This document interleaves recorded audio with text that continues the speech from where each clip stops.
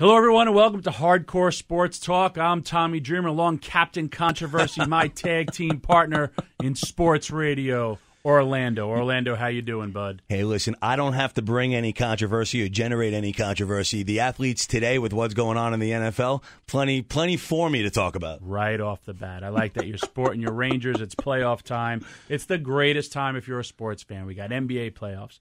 We got NHL players. We got baseball. We got the NFL draft. The draft? A whole litany of topics we're going to be discussing. It's the only time when all four sports are in the limelight, and that's huge. Yes, absolutely. Question that we posed on Twitter was, what is America's sport? Normally, it's always been baseball. America's game has been football, but the poll stated we had 68% state the NBA is America's game. I would argue that basketball is not popular. It's the stars themselves have got to be what people are gravitating towards, right? As you know, I look at everything from a wrestler's point of view, and it is star power. Whenever everybody talks about the heyday of professional wrestling, it's the Attitude Era. Yes. It was The Rock, the beginnings of John Cena, Stone Cold Steve Austin, The Undertaker, Triple H. We had all these stars emerging, and then you had all these stars coming up. Now we are in that era for the NBA. Well, yeah, the company didn't overshadow the wrestlers back then. Now, everything is so sterilized in WWE, you don't have these emerging superstars. As far as I'm concerned, baseball might be one of the most vanilla, boring sports of all time right now. These guys aren't allowed to show any emotion. Yes, we talk about bat flips, all these things, or, you have to, if you listen to one player's interview, post or pre, it was a great team effort. Yep. It was a great game. What happened when that guy threw at you? Well, we're going to talk about that. Hopefully the league, it's like a bunch of robots. And you also look at a lot of faces of baseball have gone. The Derek Jeter was probably the last face of baseball, or David Ortiz last year. Once these older players leave, you need that new void. We have Mike Trout, but I don't feel he's the face of baseball. No, because everything falls into the category of political correctness. You don't want to hurt anybody's feelings by talking about the pitch that you hit. Well, it was a good pitch. I just got the better of it. No, he threw a bad pitch, and I killed it. I mean, that's the problem today that you don't have in basketball. In the NFL, it's a completely different animal. With all the domestic violence and everything going on, I don't think parents want their kids looking up to these guys, and it's discouraged. In basketball, you have flashiness. You have stars. You have eccentric figures all over the place. I miss that in sports. Right. Well, I mean, to me, it's almost like the era of the 90s when you had the Michael Jordans, the Dennis Rodmans, the Charles Oakleys, the Patrick Ewings. Every team had a star. You look at what we have right now. We have Russell Westbrook, Steph Curry, James Harden, Kevin Love, John Wall, Kevin Durant, Kawhi Leonard, Kristaps Porzingis, Linsanity still rocking, Isaiah Thomas, and we have our older guys, and it's weird to say older, LeBron James, right. D-Wade, Dirk Nowitzki. The list goes on and on where there are so many, and it's on their talent, and it's on so many guys with the older generations are going out. And you had a low point when you had your Magic Johnson and your Larry Bird, and then it was a little bit of a low point, and then it picked back up. But it's all these, and like you're right, I love the NBA playoffs. I'll watch occasional Knicks games, and we'll discuss the Knicks. But if you watch the NBA playoffs, man, they're so exciting. And the game has changed in a better way, because I think a lot of it, what we see, would be called traveling back in the day. But they're allowing this energy, the dunks, and the crowds. I've been to a lot of games, and the crowds eat it all up. But you had that in the late 80s and the early 90s. The emergence of Jordan and guys like Spud Webb. I mean, they were characters, but they were doing a lot of the quote-unquote traveling.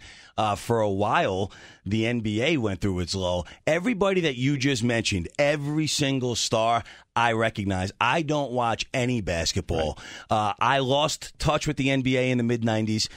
Being the diehard hockey fan that I am, and between that, baseball and football, I just don't have time for it anymore.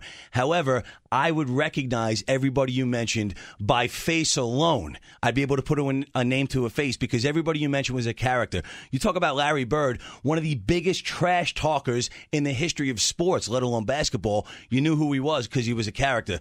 Magic Johnson, a character. Basketball has that again. The other sports need to take notice because years ago in the 80s, I put pictures of Dwight Gooden and Darryl Strawberry on my wall. They were characters. You don't have that today. Yes.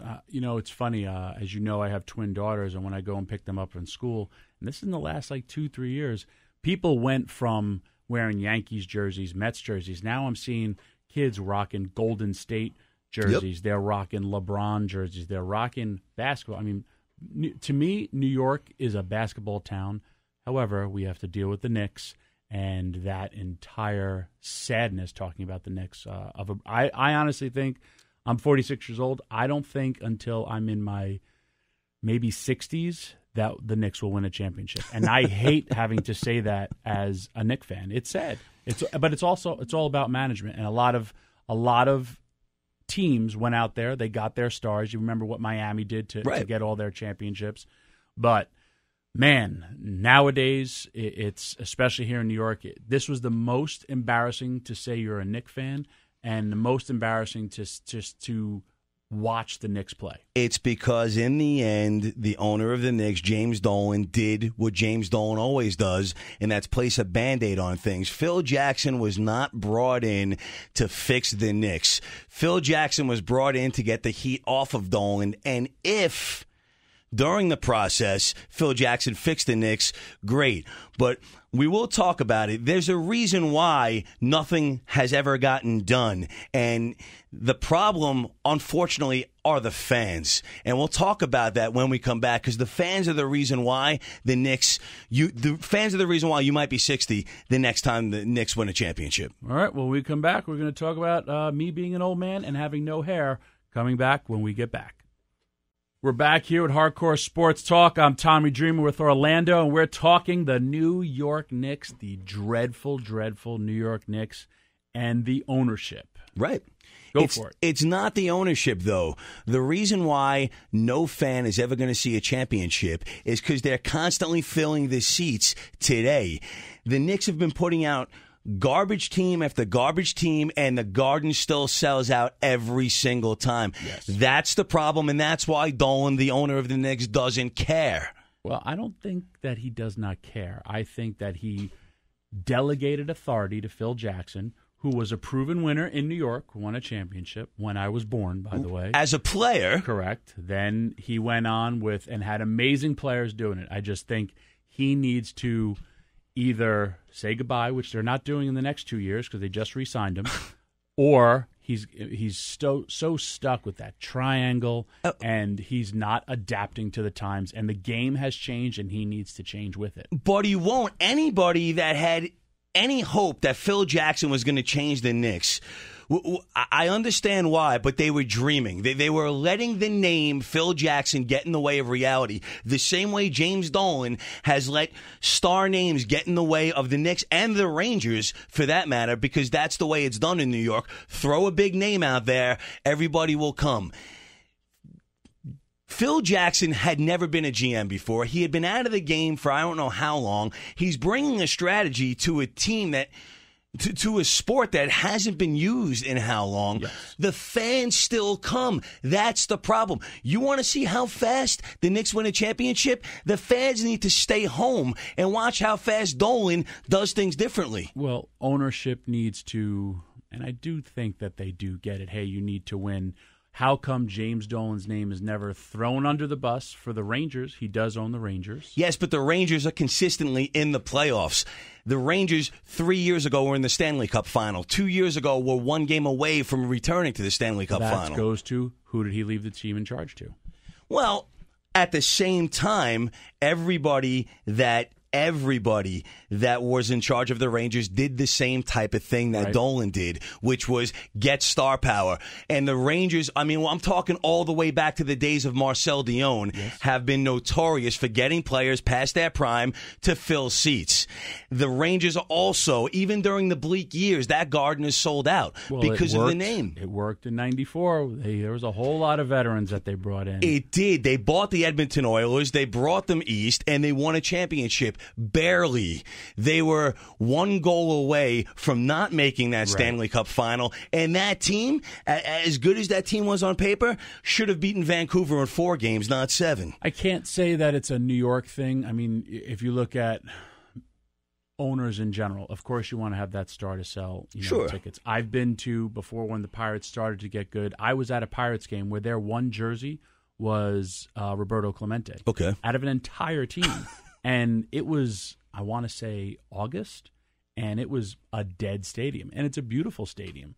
But now that they're kind of fluctuating here or there, that they're good, they have a lot more jerseys. I'm an owner of a small business. I'm an owner of a small wrestling company. It is hard. It is hard to make decisions. For me, but you put out a quality product because you know you have to. Yes, because I'm fighting for my life, and I wish but I'm not a billionaire. If I was a billionaire and I had that, or I would say, here's New York. If I'm a billionaire, I want to be a 2 billionaire. Is that even a thing? No, and that's the thing. These guys don't care. That's why they're so complacent. They don't care. The seats are filled. They don't care about the fans as long as those fans keep making the money. That's why the fans really have to take a stand here. I mean, Phil Jackson was a Band-Aid. It was never about... Fans got to get over the fact that Jackson was brought in to save the Knicks. He wasn't. He was brought in to take some heat off of Dolan so Dolan could do other things. The blame is no longer on Dolan. Dolan even said, hey, don't look at me. Gave the team to Phil Jackson. Exactly. Look at Phil. He's a proven winner. If he can't do anything with the team, why did you guys yell at me? That's all this was.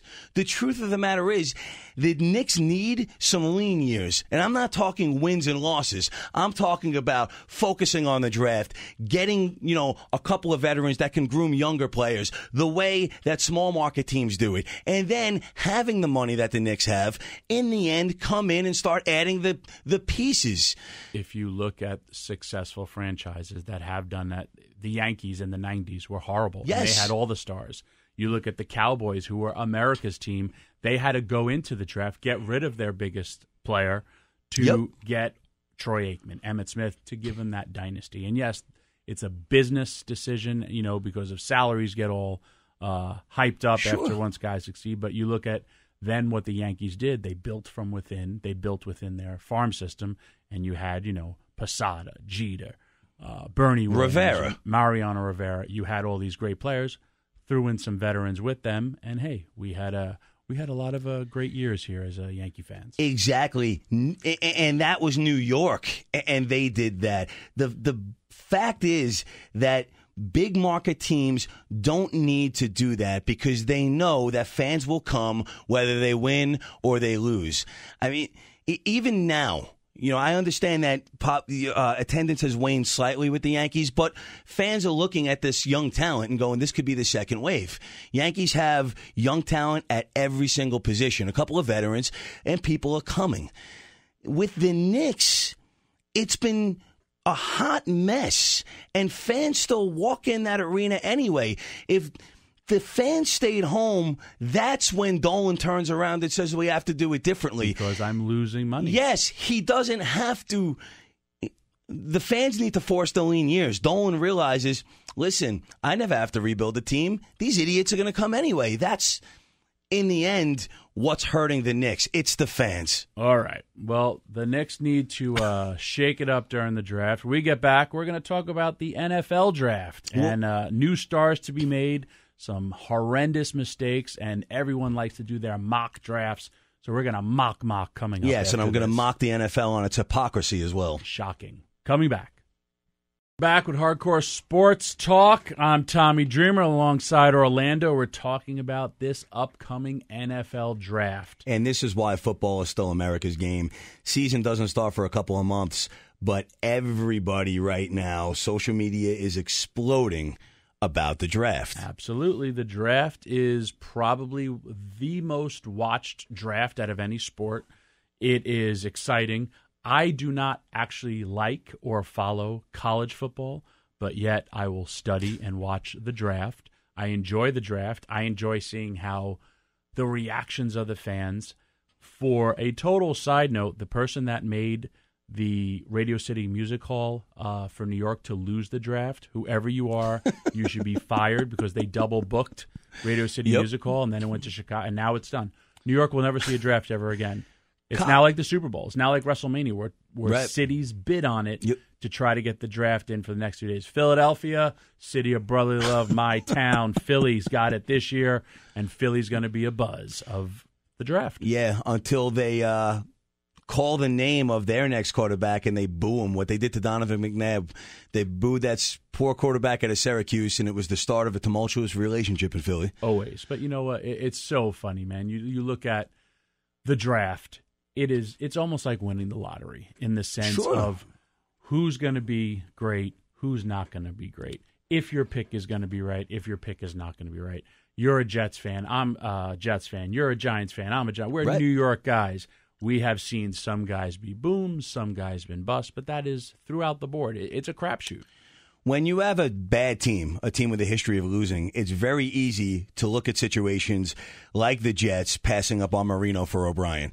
Every team does this type of thing. Correct. Every single team. The greatest teams in the world, the Yankees, they've made bad decisions. It happens in the draft. But when you have a terrible team, those decisions tend to rise to the surface as if that is the reason why. Well, the biggest reason, too, I think these players, unlike baseball, they go directly to be on the team, directly to start, unless you're in the case of an Aaron Rodgers, who had to then sit back, but then it started the whole controversy with him and Brett Favre.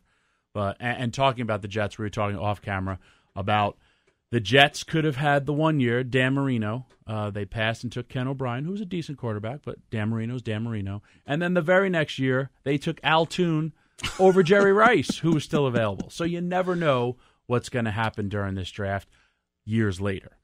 Well, you said it before. It's exciting because these players will immediately be on the team, but that's the unique aspect of football. The draft is for fantasy guys today more than it's for hardcore fans of a team. Because with fantasy, you're watching the entire NFL. If you're just a fan of one team, the draft is not for you because college football is the minor leagues for the NFL.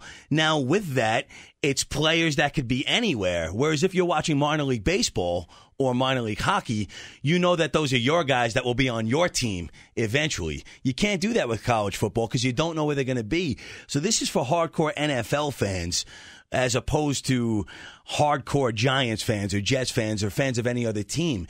If you just watch one team, you don't know who these guys are. A buddy of mine was saying, and he was like, hey, you want to do a mock draft? We're having a mock draft party. I was like, what is that? And he said, we're all going to sit and pick our guys, and whoever has the greatest picks wins it all.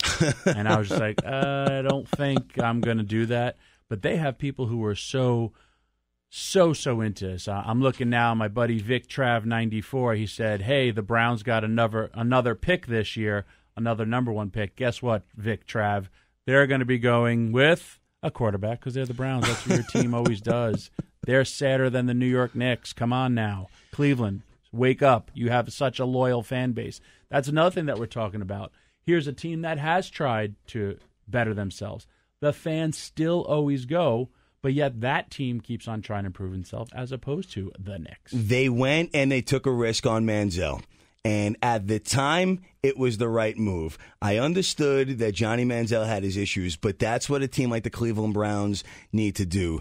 Take some risks. They have to hope that things work out because they are desperate. Now, it didn't work out. But hang on. Let me also explain this. Backstory. Their number one draft pick the year before was Trent Richardson, who was a complete and utter bust. And then in an in-season trade, one game under his belt, they shipped him over to the Colts. So now they got rid of their number one draft pick for their next number one draft pick, and they burned it on Johnny Manziel. So that's two number one draft picks. The thing is, like, Manziel, he's been fired. He's probably never going to touch He's a out of football. But what concerns me with these young kids is instead of trying to get this guy Manziel any sort of help, he was immediately ostracized as you're a dumb kid that doesn't know how good he has it. We don't know these players. These kids in college, they are pampered their entire lives. They have everything handed to them. And then in the NFL, sure, they're still stars. But all of a sudden, it's like being thrown out into the real world where you don't have coaches protecting you anymore. You're pretty much responsible, especially a guy like Manziel, who was thrust into such a big limelight. Well, you also have the case of decisions made. And we were talking earlier about these guys who are on the verge of millionaires. Right. And, you look at, you're not allowed a lot of certain rules, which that could be an entire show of how I feel and you feel players should be paid when they're doing college football because of how much money the universities are making off of them. They're indentured servants. The college players are indentured servants. These guys can't even get jobs. They can't do anything, but yet they're supplying millions of dollars to their college. But that's a whole other issue. So here these guys are on the verge. 50% coming out of poverty. Sure. Most of them, this is their opportunity. This is their lottery ticket. And a lot of them, and we just had an incident where you literally, the more you drop in that draft, that's millions out of your pocket. Right. You need to be responsible. If you're an athlete, you have to be doubly responsible. And if you're at a star level, you need to say, hey, I got to get my life in check because this is going to be my future. But they're still kids. Yes. You what you just said, it's a whole other story. It's not a whole other story. The fact that these kids don't get paid, that they're pretty much owned racehorses, that other people make money on their signature. They're not allowed to sell their own signature. That's got to weigh in on them. It's got to make them feel like animals. It has to make them. You want these guys to act like upstanding citizens, like models, people in this country, and you're treating them like animals. There's a dichotomy there. There's a hypocrisy there. Okay, but I get it. When you become famous and when you have being offered millions of dollars, you have to either portray a certain image, or you at least have to keep your plate clean for the entire. You could go back. Except the media's gunning for you, and every single incident gets blown out of proportion. And I am not saying that anything anybody did was blown out of proportion specifically. I'm saying that when the media wants to gun for you, when you're a big name, they're coming for you, and it's report the story first, get the facts later. Yes, absolutely. But hey, don't put yourself in that situation. That's unfair. I've been a professional wrestler since I'm 18 years old.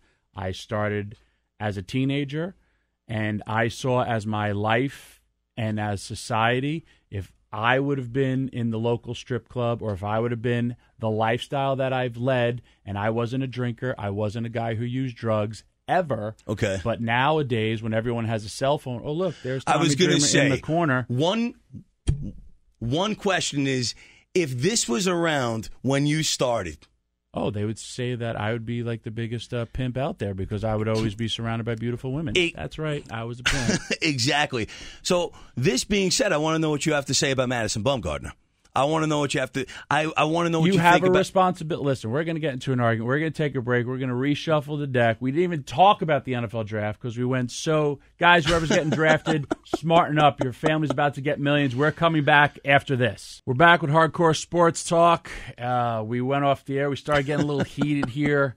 We had to settle things down. We're talking about an athlete's responsibility as opposed to the team and to society as opposed to an athlete's responsibility to himself to live like a human being. All right, so let me hear it. Madison Bumgarner injured himself on a dirt bike. Right. People are screaming bloody murder. They want him fined. They want him suspended. There are fans, and there's a pretty much general consensus that Madison Bumgarner put himself before his team. And maybe he did, but so what? I'm sorry, but we can't expect these guys to be bubble wrapped all the time. He jumped on a dirt bike, he got hurt. And you can get injured stepping off a sidewalk after these athletes do today. Yeah, but you riding a dirt bike is putting yourself at more of a risk. So what about a motorcycle? More of a risk. What about a small sports car? So athletes need to drive a Volvo? Is that what you're saying? No. What I'm saying is you do have a responsibility to a team. You also, you got a responsibility to yourself. I like to go to amusement parks. I like to ride roller coasters. When I ride a roller coaster, my back starts to hurt. Right. If I hurt myself, then guess what? I'm not making money. My children can't go to amusement parks because now I have no money if my back blows out. Because I have a responsibility to them. And if I was making the millions of dollars that Madison Bumgarner was, I would not be riding a dirt bike. No, it's because you chose a sport where they don't have a disabled list. If there was guaranteed contracts in wrestling where you got paid when you were hurt, it would be different. Madison Bumgarner doesn't owe the San Francisco Giants because he gets paid a lot of money. Madison Bumgarner is valuable to the Giants because of what he could do. I'm tired of that constant criticism of, if I was getting paid that much money, I would do this. No, you don't know what you do because you're not making that kind of money. But Madison Bumgarner is getting paid that kind of money because of a skill that he can do that nobody else can. No one else can do what Bumgarner can. Correct. That's why he's on the Giants. That's why the Giants pay him that much money. And there are risks that the teams take by paying a human being that much money, a human being that wanted to go dirt bike riding with his family, that wants to live life once in a while. Why is the responsibility all on the player? The team has to realize, too, that these guys are human. Yes, they are human, but you have a responsibility to yourself and to your family to maybe not do this. And what do you mean maybe not do it? So what are activities that you, Tommy Dreamer, would allow your team to do? Like, would there be a list? Can't go dirt bike riding. You can go to the beach, but don't go too far in the water. No, I would say you could go to the beach, but hey, I'm going to Australia coming up. I'm going to go in the water. I'm not going to go deep into the water because I'll be in Australia, and there's lots of sharks out there. That is me being, I don't want to get eaten by a shark. Right. That would be like really horrible. But that's just being kind of like proactive, maybe. Well, I mean, not being eaten by a shark is definitely or parasailing. I'm not going to go parasailing. I'm not going to risk. Is that a shot at Brutus the Barber Beefcake or right there? Or surfing. I'm not going to do stuff like that as much as I want, or bungee jumping, and God help that bungee that's got to hold me up there. I'm not going to take those risks because I know I could potentially get hurt. Listen, just like if I was going to be in the NFL, if I'm in the NFL in Philadelphia come this week, I'm not going to get drunk at cheerleaders right down the road from where the NFL draft is happening, which is a strip club. You could ask for the Tommy Dreamer special, and you'll have a great time. However, I'm not going to ask for that nowadays or be seen walking into a strip club the night of the draft because they're like that with everybody with the cameras, and I'm not going to do it as a person at all. All because you're not guaranteed money. You're an independent contractor. How much money does Madison Bumgarner make? Millions. Okay. How much money, because Madison Bumgarner is making that salary, how much money do you think he makes the San Francisco Giants? A lot. Quadruple, quintuple that amount. So the San Francisco Giants take just as much of a risk employing somebody that has to have a life. Listen, Madison Bumgarner is one guy on a team where there's 9 people on the field. Yes, he's a star player, but the amount of money he makes should not mean that he can't do what other players can because they're not costing him as much money. I 100% disagree with you. That's nonsense. I disagree with you for the simple fact, number one, it's a job where he literally has to do every 5th to 6th day. Okay. Getting paid millions of dollars. You have a responsibility. I don't go, again, I was not a drinker, not a guy who did drugs, but I never put myself in those situations because they're like, oh, there's somebody who wants to challenge me to a fight. He wasn't in a strip club. I'm not talking about a strip club. Hey, Jeff Hardy. Jeff Hardy had a main event of a pay-per-view, riding his dirt bike, did a jump, broke his leg, missed that pay-per-view. He was getting guaranteed money. In WWE, they do extend your contract. They do pay you. So once that happens, you let down everybody. And then it's, hey, guess what? You should not have been riding a dirt bike. When you decide to retire, then get on your dirt bike and ride all over the place. These guys are going to, most baseball players, pitchers, once your career is over at 35, tops 40, then go out there and do it, and you have a boatload of money to go do it. You're putting limits and you're putting everything in categories right now. What if Madison Bumgarner was on a bicycle and he got hit by a car? Would you be saying he shouldn't have gotten hit on a bicycle? Because there's plenty that would. Nope. There are guys out there, you shouldn't have been walking down the block. You shouldn't have been doing this. At what point is something that high risk? A dirt bike should not be considered high risk when you consider what else these guys could be doing. Look at Odell Beckham Jr. He sat on a boat and he was blamed for the Giants losing that playoff game. That I agree was total BS. But that's the media wanting to blow something up. It's everybody wanting to have something to blame things on. Madison Bumgarner may be getting a lot of money, but that salary should not negate the fact that he's a human being that has a family, that wants to do things with his family. You know, a 5-year-old, a child can't put it in perspective and say, you know what, daddy's making millions of dollars, so he can't do this with me. If I'm a dad, I don't care what you tell me. I'm going to want to do things with my family. I understand that. I have children. I have, simple as some days, sorry, I'm beat up. I can't pick you up. So let's go stand on the couch so I can give you a hug. Because I'm so beat up. There's football players.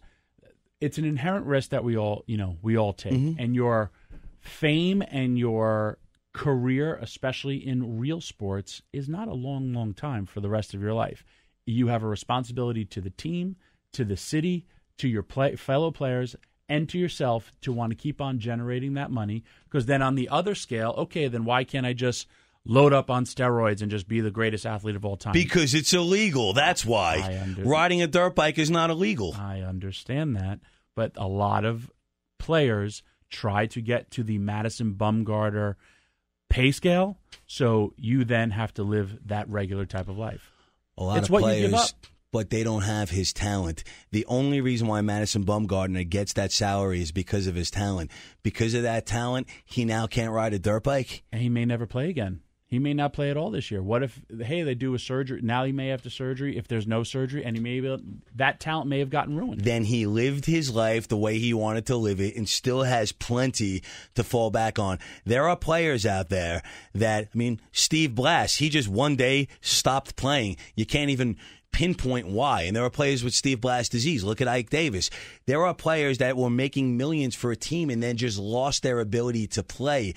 Madison Bumgarner might have lost his ability to play, and maybe it was because of this incident, but it happens to many athletes for different reasons. If this is the end of his story, then it's the end of his story. But to say that he didn't have the right to be on that dirt bike, to me, is forgetting that these guys are human beings. I understand that, so I'll take it a whole next level. Jose Fernandez on the Marlins. Sure. Stud of baseball. Hey, I'm going to go out on a boat. There's nothing wrong going out on a boat. Hey, we're going to go out drinking. When you start drinking and driving on a boat, that's a problem. Hey, then they found cocaine in his system, and then I'm driving this boat really, really fast. Now we're all dead. You have to make those decisions, so we wouldn't have lost a great player like that. Don't know a lot of the circumstances. I'm just going from what the facts, and now a great player is no longer with us. The only way that story would ever be relevant is if we find out that Madison Bumgarner was drinking and doing cocaine on that dirt bike and crashed into a tree. He put himself in a bad situation. But you're comparing a guy that was riding a dirt bike with his family to a guy who was doing illegal things. I'm taking it to a discussion of you can't put yourself in that situation. Drinking and driving and doing drugs is a heck of a lot different than riding a dirt bike. You're talking about a guy who put himself in a life-threatening situation. Okay. Didn't you get injured here at work once? Yes, I did, on a hoverboard. There you go. You shouldn't have put yourself on that hoverboard because now you're facing surgery and you may miss work one day. I might. So on that note, we are going to end this conversation. Thank you for watching Hardcore Sports.